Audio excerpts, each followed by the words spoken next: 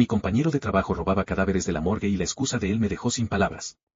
El primer cadáver que desapareció de la morgue fue el de un hombre de 63 años que había muerto de un infarto, y cuando fui a buscarlo para la autopsia de rutina, la bandeja 3 estaba vacía. La etiqueta seguía pegada al metal frío, pero el cuerpo simplemente no estaba, y en ese momento no le di importancia. Pensé que alguien lo había movido, que había un error en el registro, que tal vez ya se lo habían llevado los familiares. Nunca imaginé que ese vacío en la bandeja 3 era apenas el comienzo de algo que me iba a quitar el sueño para siempre. Llevaba 2 años trabajando como técnica en la morgue del hospital regional cuando empezó todo esto. No fue una decisión romántica ni vocacional, fue simple necesidad económica. Pagaban bien, mejor que la mayoría de trabajos que podía conseguir con mi formación técnica en ciencias forenses, y al principio el trabajo me pareció incluso interesante. Ayudaba a preparar los cuerpos para las autopsias, llevaba registros, asistía a los médicos forenses, mantenía el orden de las cámaras refrigerantes.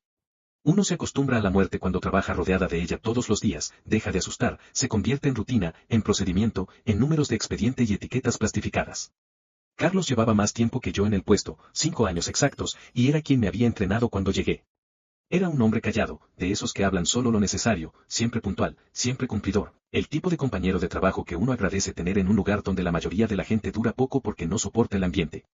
Nunca hubo nada extraño en su comportamiento, o al menos eso creí durante mucho tiempo, hasta que empezaron las desapariciones. Después del hombre del infarto vino otro caso, una mujer joven, 28 años, muerta en un accidente de tránsito, sin familiares que hubieran reclamado el cuerpo todavía, y una madrugada llegué a mi turno y su bandeja también estaba vacía. Esta vez sí reporté la anomalía al jefe de turno, un médico llamado el Dr. Reyes, quien revisó los registros conmigo y encontró que, según el sistema, el cuerpo había sido retirado por orden judicial para un traslado a medicina legal en la capital. Todo parecía en regla, había una firma, un sello, un número de oficio. Pero algo en mi estómago no terminaba de cerrar, porque yo había estado en la morgue la noche anterior y no había visto llegar a nadie, ningún vehículo oficial, ninguna persona con papeles de traslado. Empecé a prestar más atención después de eso, sin decirle a nadie, sin sospechar todavía de Carlos específicamente, solo observando con más cuidado los registros, los horarios, quién entraba y quién salía durante los turnos nocturnos. La morgue funcionaba con un sistema rotativo, Carlos y yo cubríamos los turnos de la noche la mayoría de las semanas, alternándonos, y había otro compañero, Fernando, que cubría los fines de semana. Fue revisando las fechas de las desapariciones que noté un patrón que se me heló en la sangre cuando lo até. Todas habían ocurrido en noches donde Carlos estaba de turno solo, sin mí, en los días en que yo libraba. No quise creerlo al principio. Carlos era mi compañero, casi mi amigo, alguien que me había ayudado en mis primeros meses cuando yo vomitaba después de cada autopsia y no sabía cómo manejar el olor, cómo tolerar la visión de los cuerpos abiertos, cómo dormir después de haber pasado 8 horas entre cadáveres. Él había sido paciente conmigo, me había enseñado los procedimientos, me había cubierto turnos cuando yo no podía ir. Pensar que él estuviera detrás de algo tan macabro como robar cuerpos me parecía, literalmente, una locura, el tipo de pensamiento paranoico que uno descarta rápido porque no encaja con la persona que cree conocer. Pero los cuerpos seguían desapareciendo. El tercer caso fue un hombre de 41 años, muerto por un traumatismo craneoencefálico tras una caída, y este me golpeó distinto porque yo misma había preparado su cuerpo para la refrigeración esa misma tarde. Había anotado en el registro las características físicas, el estado de conservación de sus órganos, todo perfectamente sano salvo por el traumatismo que lo había matado, un hombre con un cuerpo joven y funcional, el tipo de cadáver que cualquier persona describiría, sin decirlo directamente, como aprovechable si pensara en términos crudos de trasplantes. Esa noche yo libraba. Carlos estaba solo. A la mañana siguiente, la bandeja estaba vacía, y en el sistema aparecía, otra vez, un traslado judicial con toda la documentación en regla. Empecé entonces a investigar por mi cuenta, algo que en retrospectiva fue temerario, pero en ese momento me parecía la única manera de averiguar la verdad sin arriesgarme a acusar públicamente a un compañero sin pruebas. Revisé los archivos digitales del hospital, comparé las firmas de los oficios de traslado con las firmas reales de los jueces y médicos legistas que supuestamente los habían autorizado, y encontré diferencias sutiles, casi imperceptibles, el tipo de diferencia que solo notas si has visto cientos de firmas reales de esas mismas personas, como yo había hecho en mi trabajo diario. Las firmas eran falsificaciones cuidadosas, pero falsificaciones al fin. También noté algo más, en cada uno de los casos, los cuerpos desaparecidos tenían algo en común más allá de estar sanos en apariencia. Todos eran personas sin familiares presentes, o con familiares que tardaban en llegar, cuerpos que permanecían en la morgue varios días sin ser reclamados, el tipo de cadáver que nadie iba a extrañar de inmediato, que nadie iba a notar si tardaba un poco más en aparecer para el funeral. Un patrón deliberado, calculado, el tipo de selección que solo alguien con acceso constante a los registros del hospital podría hacer. Decidí seguir a Carlos. No fue fácil, porque hacerlo implicaba cambiar mi propia rutina sin levantar sospechas, quedarme en el hospital después de mi turno con excusas inventadas, papeleo pendiente, revisión de inventario, cualquier cosa que justificara mi presencia en el edificio cuando en realidad lo que hacía era observar los movimientos de mi compañero desde la distancia. Durante 2 semanas no vi nada anormal, Carlos cumplía su turno con la misma disciplina de siempre, revisaba las cámaras, hacía sus rondas, completaba sus registros. Empecé a dudar de mí misma, a pensar que tal vez estaba proyectando sospechas sobre un hombre inocente, que las desapariciones tenían alguna explicación administrativa que se me escapaba, que estaba dejando que el ambiente de la morgue, tan cargado de muerte y silencio, me estuviera afectando la mente más de lo que quería admitir. Entonces llegó la noche en que todo cambió. Era un jueves, yo había dicho que me quedaría hasta tarde terminando un inventario de insumos, y me escondí en un cuarto de suministros que tenía visión parcial hacia el área de las cámaras refrigerantes a través de una rendija en la puerta. Pasada la medianoche, escuché el sonido de un vehículo entrando por el área de carga trasera, un sonido que no correspondía a ninguna ambulancia ni a ningún vehículo oficial del hospital, un motor distinto, más silencioso, como el de una camioneta particular. Vi a Carlos moverse con una rapidez que nunca le había visto en sus rondas normales, abriendo la puerta de carga, hablando en voz baja con alguien que yo no alcanzaba a ver desde mi escondite, y juntos, entre los dos, sacaron una camilla con un cuerpo cubierto hacia la camioneta. Reconocí el cuerpo por la etiqueta que colgaba del pie, era el de una mujer que había ingresado esa misma tarde. Muerta por un aneurisma, sin antecedentes de enfermedades que comprometieran sus órganos, sin familiares localizados todavía. Mi corazón latía con tanta fuerza que temí que el sonido se escuchara a través de la puerta. Vi cómo Carlos y el otro hombre, cuyo rostro apenas pude distinguir en la penumbra, cargaban el cuerpo en la camioneta con una eficiencia que solo se adquiere con la práctica repetida, como quien ha hecho lo mismo muchas veces antes y ha perfeccionado cada movimiento. Me quedé paralizada en ese cuarto durante lo que sintieron horas pero probablemente fueron minutos, escuchando el motor de la camioneta alejarse, y cuando finalmente salí de mi escondite, Carlos ya había vuelto a su puesto en el escritorio de registro, tan tranquilo como si nada hubiera pasado, anotando en el sistema, con toda seguridad, otro falso oficio de traslado judicial. Esa noche no dormí. Pensé en denunciarlo de inmediato, en llamar a la policía, en despertar al doctor Reyes y contarle todo lo que había visto, pero el miedo me detuvo, un miedo que no lograba entender del todo en ese momento pero que ahora, mirando hacia atrás, reconozco como instinto de supervivencia. Si Carlos era capaz de robar cadáveres del hospital, de falsificar documentos judiciales con esa precisión, de mover un negocio así de organizado sin que nadie lo notara durante meses, ¿qué sería capaz de hacerle a alguien que lo descubriera? Decidí, en cambio, reunir pruebas antes de hacer cualquier movimiento. Empecé a fotografiar discretamente los registros, a guardar copias de los oficios falsificados, a anotar fechas y horarios con la esperanza de construir un caso sólido que no pudiera ser cuestionado ni manipulado. Sabía que si acusaba a Carlos sin pruebas contundentes, él podría negarlo todo, alegar que yo estaba equivocada, incluso desviar la sospecha hacia mí. Después de todo, yo también tenía acceso a los mismos registros y a las mismas cámaras. Fue durante esta etapa de investigación silenciosa que yo descubrí la magnitud real de lo que estaba pasando. Revisando con más cuidado los archivos antiguos del sistema, encontré que las desapariciones no habían empezado hace unos meses, como yo pensaba, sino hace más de 2 años, prácticamente desde que Carlos había comenzado a trabajar en la morgue. Docenas de casos, distribuidos con una paciencia calculada para no generar patrones obvios, cuerpos que salían del hospital para terminar, según pude reconstruir después hablando con un contacto que trabajaba en una clínica privada en la frontera, en un mercado clandestino de órganos que operaba entre varios países, un negocio que aprovechaba la burocracia lenta de los hospitales públicos, la falta de familiares reclamantes y la corrupción de unos pocos empleados dispuestos a mirar hacia otro lado o a participar directamente. El contacto de la clínica privada, una antigua compañera de estudios llamada Patricia que ahora trabajaba en administración hospitalaria, me contó, cuando finalmente me atreví a preguntarle de manera indirecta sobre rumores en el gremio, que existían estas redes en varias ciudades, que se aprovechaban principalmente de morgues con poco control, hospitales públicos saturados donde nadie hacía preguntas y el papeleo parecía en orden, y que los órganos terminaban siendo trasplantados en clínicas privadas a pacientes dispuestos a pagar fortunas para saltarse las larguísimas listas de espera legales. Riñones, hígados, corazones, cualquier órgano viable de un cuerpo relativamente sano y reciente podía significar decenas de miles de dólares en el mercado negro.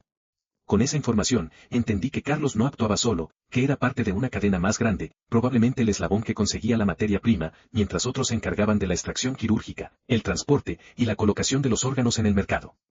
Esto hacía todo más peligroso, porque ya no se trataba de enfrentar a un solo hombre corrupto, sino potencialmente a una organización con recursos e intereses económicos enormes en juego, gente dispuesta a lo que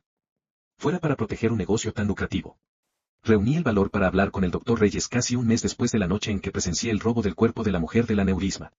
Le mostré las fotografías de los registros, las comparaciones de firmas, el patrón de fechas que coincidía exactamente con los turnos donde Carlos trabajaba solo.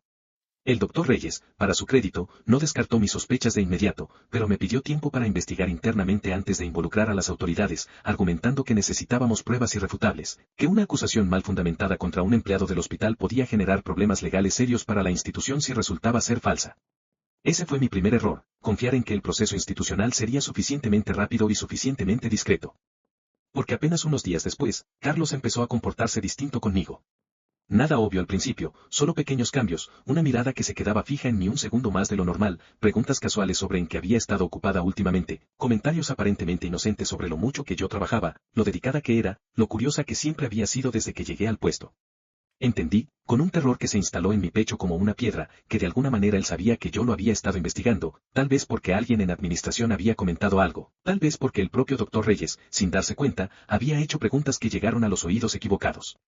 La noche que confirmé que Carlos sabía todo fue, sin exagerar, la noche más aterradora de mi vida. Estábamos ambos de turno, algo que normalmente no ocurría porque nuestros horarios se alternaban, pero esa semana hubo un cambio administrativo que nos puso a trabajar juntos varios días seguidos.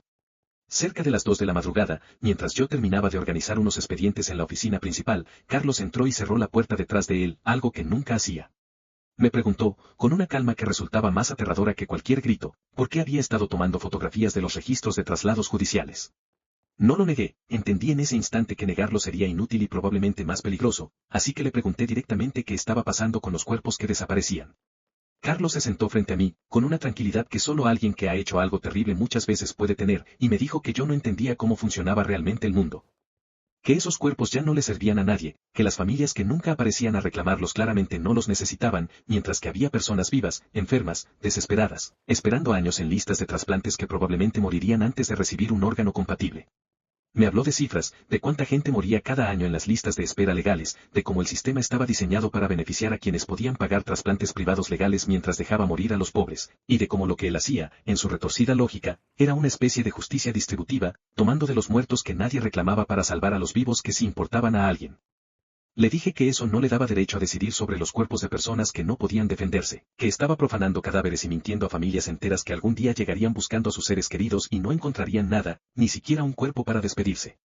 Carlos escuchó mi argumento con una expresión que no lograba descifrar del todo, y luego me dijo algo que se me quedó grabado con una claridad perfecta, que él lamentaba que yo hubiera decidido meterme en esto, que yo le caía bien, que en verdad no quería que las cosas terminaran mal entre nosotros, pero que había demasiado dinero involucrado, demasiada gente por encima de él que no iba a permitir que una técnica curiosa arruinara una operación que llevaba años funcionando. En ese momento entendí que mi vida corría peligro real, no una amenaza velada ni un miedo exagerado producto de mi imaginación, sino una amenaza concreta pronunciada con la misma tranquilidad con la que Carlos hablaba de procedimientos médicos rutinarios.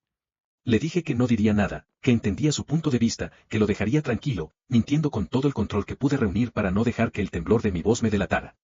Carlos me miró largamente, como evaluando si mis palabras eran sinceras, y finalmente asintió, diciéndome que esperaba que fuera cierto, porque de lo contrario las consecuencias no dependerían solo de él.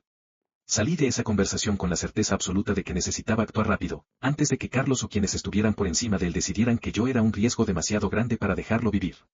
No podía confiar en el proceso lento del doctor Reyes, no podía esperar a que la administración del hospital hiciera una investigación interna que probablemente tardaría semanas. Mientras Carlos y su gente decidían qué hacer conmigo. Esa misma madrugada, después de terminar mi turno, en lugar de irme a casa como de costumbre, conduje directamente a la estación de policía más cercana con todas las pruebas que había reunido durante semanas de investigación silenciosa, las fotografías de los registros, las comparaciones de firmas falsificadas, un archivo con fechas y patrones que documentaba meses de desapariciones sistemáticas. El oficial que me atendió al principio pareció escéptico, como si mi historia sonara demasiado sacada de una película, pero cuando le mostré la evidencia documental, su actitud cambió, y me pidió que esperara mientras llamaba a un investigador especializado en crímenes de mayor complejidad. Lo que siguió fueron las semanas más tensas de mi vida. La policía inició una investigación formal, pero me advirtieron que debía mantener mi rutina normal en el trabajo mientras reunían pruebas adicionales y coordinaban con fiscalía para una operación que pudiera desmantelar no solo a Carlos sino a toda la red detrás de él, porque atraparlo a él solo hubiera significado que la operación simplemente continuara con otra persona ocupando su lugar. Me dieron instrucciones específicas, actuar con normalidad, no cambiar mi comportamiento hacia Carlos, no dar ninguna señal de que había ido a las autoridades, y reportar cualquier movimiento sospechoso a un contacto directo que me asignaron. Fingir normalidad frente a un hombre que sabía que yo lo había descubierto, y que además ahora sospechaba, con razón, que yo podría delatarlo, fue una de las experiencias más agotadoras psicológicamente que he vivido. Cada turno se convertía en un ejercicio de actuación constante, sonreír cuando no sentía ganas de sonreír, hacer comentarios casuales sobre la rutina del hospital, evitar cualquier tema que pudiera parecer sospechoso. Todo mientras sabía que ese mismo hombre había estado extrayendo órganos de cadáveres humanos durante años y que probablemente no dudaría en hacerme desaparecer a mí también si sentía que la amenaza era suficientemente real. Durante ese periodo descubrí algo que la investigación policial confirmó después. Carlos no trabajaba únicamente con la camioneta y el hombre que yo había visto aquella noche. La operación era más grande de lo que había imaginado, con conexiones hacia una clínica privada a las afueras de la ciudad donde, bajo la fachada de una institución legítima especializada en cirugías estéticas y procedimientos ambulatorios, se realizaban extracciones y trasplantes clandestinos utilizando los órganos robados. El cirujano principal de esa clínica, según se determinó posteriormente, había perdido su licencia médica años atrás por negligencia grave, pero había encontrado en este negocio ilegal una manera de seguir ejerciendo, ahora sin ninguna supervisión ni ética que lo limitara. La noche de la operación policial, 2 meses después de mi primera visita a la estación, fue coordinada para coincidir con un turno donde se esperaba que Carlos realizara otra extracción de cuerpo, basándose en el patrón que habíamos identificado juntos entre la policía y yo. Me pidieron que actuara como si todo fuera un turno normal, mientras un equipo de investigadores permanecía posicionado discretamente en los alrededores del hospital, esperando el momento exacto en que la camioneta llegara para el intercambio. Esa noche sentí un miedo distinto a todos los anteriores, un miedo que combinaba el terror genuino de que algo saliera mal con la adrenalina de saber que finalmente estábamos cerca de terminar con todo esto. Carlos parecía especialmente nervioso esa noche, algo que en retrospectiva creo que se debía a que había percibido algún cambio sutil en el ambiente, tal vez la presencia de vehículos desconocidos cerca del hospital, tal vez simple paranoia acumulada después de meses viviendo con el temor de ser descubierto. Pasada la medianoche, escuché el mismo sonido de motor silencioso que había escuchado meses atrás, y supe que la operación estaba en marcha. Seguí las instrucciones que me habían dado, permanecer en mi puesto, no intervenir directamente, dejar que el equipo policial hiciera su trabajo. Escuché movimiento en el área de carga, voces apagadas, y luego, de manera abrupta, gritos y órdenes policiales resonando por todo el edificio mientras el equipo de investigadores irrumpía simultáneamente en la morgue y en el área de carga exterior. Carlos intentó huir, corriendo hacia la salida trasera, pero fue interceptado por 2 oficiales que lo redujeron contra el suelo mientras él gritaba que todo era un malentendido, que él solo cumplía órdenes, que había gente mucho más peligrosa por encima de él que se encargarían de quienes lo habían delatado. El hombre que manejaba la camioneta, identificado después como parte del personal de transporte de la clínica clandestina, también fue detenido en el lugar, junto con el cuerpo que ya habían cargado, el de un hombre joven fallecido esa misma tarde por complicaciones respiratorias, cuyos órganos habrían sido extraídos esa misma noche de no haber sido por la intervención policial. La investigación que siguió a esas detenciones destapó una red mucho más extensa de lo que cualquiera había anticipado. La clínica clandestina fue allanada esa misma madrugada, revelando quirófanos improvisados, equipos de conservación de órganos, y registros meticulosos de transacciones que involucraban a decenas de pacientes que habían pagado sumas exorbitantes por trasplantes ilegales durante años. El cirujano sin licencia fue arrestado junto con varios asistentes médicos que participaban directamente en las extracciones, y la investigación se extendió a otros hospitales de la región donde se sospechaba que existían operaciones similares, aprovechando la misma vulnerabilidad institucional que Carlos había explotado en nuestro hospital. Testificar contra Carlos durante el juicio fue una de las experiencias más difíciles que he enfrentado, sentada en una sala de tribunal describiendo con detalle todo lo que había presenciado, todo lo que había investigado, mientras él me observaba desde la mesa de la defensa con una expresión que oscilaba entre el resentimiento y, extrañamente, algo parecido al alivio, como si en el fondo hubiera estado esperando que alguien detuviera lo que él mismo, tal vez, ya no sabía cómo detener por su propia cuenta. Carlos fue condenado, junto con el cirujano y varios cómplices más, por múltiples cargos que incluían profanación de cadáveres, tráfico de órganos, falsificación de documentos públicos y asociación ilícita, recibiendo una sentencia de más de 20 años de prisión. Durante el proceso se determinó que la red había operado durante casi 5 años, extrayendo órganos de al menos 47 cuerpos identificados con certeza, aunque los investigadores sospechaban que el número real era considerablemente mayor, ya que muchos registros habían sido deliberadamente destruidos o alterados para ocultar la magnitud completa de la operación. Renuncié a mi trabajo en la morgue apenas terminó el juicio.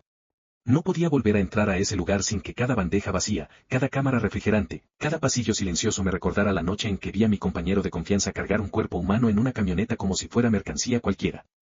El doctor Reyes me ofreció una posición administrativa en otro departamento del hospital, alejada del contacto directo con la morgue, pero decliné, sintiendo que necesitaba distancia completa de todo el ambiente que me había expuesto a esa pesadilla. Hoy trabajo en un laboratorio clínico, un ambiente completamente distinto, sin cadáveres, sin cámaras refrigerantes, sin turnos nocturnos solitarios que puedan esconder secretos macabros. A veces, cuando no puedo dormir, pienso en esas 47 personas cuyos cuerpos fueron profanados, en sus familias que probablemente nunca sabrán la verdad completa de lo que les pasó a sus seres queridos después de la muerte, y pienso también en lo cerca que estuve de convertirme yo misma en otra víctima de esa red, otro cuerpo que hubiera desaparecido sin dejar rastros y Carlos hubiera decidido, esa noche en la oficina, que el riesgo de dejarme viva era demasiado alto. Carlos sigue en prisión, y según supe por un antiguo compañero que mantiene contacto conmigo, ha intentado en 2 ocasiones contactarme a través de terceros, supuestamente para explicarme su versión completa de los hechos, para justificar de nuevo su retorcida lógica sobre salvar vidas usando cuerpos que nadie reclamaba. No he respondido ninguno de esos intentos, y no pienso hacerlo, porque entendí hace mucho tiempo que no hay justificación posible para lo que él hizo, para el dinero que ganó mientras profanaba cuerpos humanos y mentía a familias enteras, para la facilidad con la que estuvo dispuesto a amenazarme cuando sintió que yo representaba un obstáculo para su negocio.